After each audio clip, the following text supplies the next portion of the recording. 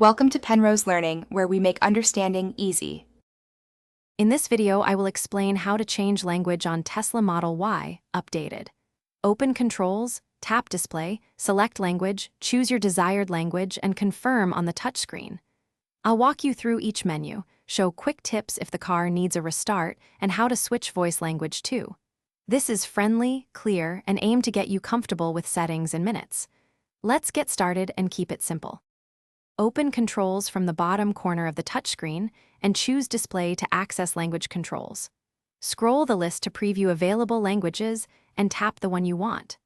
Confirm the selection and allow the system a few seconds to update all menus and voice prompts. If voice commands still use the old language, change voice language separately under voice settings and restart if necessary for a full update. If this video is helping, please subscribe and hit like to support future tips. Quick recommendation: I use these bento box leak-proof containers all the time for easy meal prep and tidy trunks, perfect for road trips or charging stops. Check the description for the product link and other deals that I mentioned earlier. Thanks for supporting the channel. Now let's get back to the video. If spoken prompts don't match the new display language, go to voice settings and select the matching language or dialect.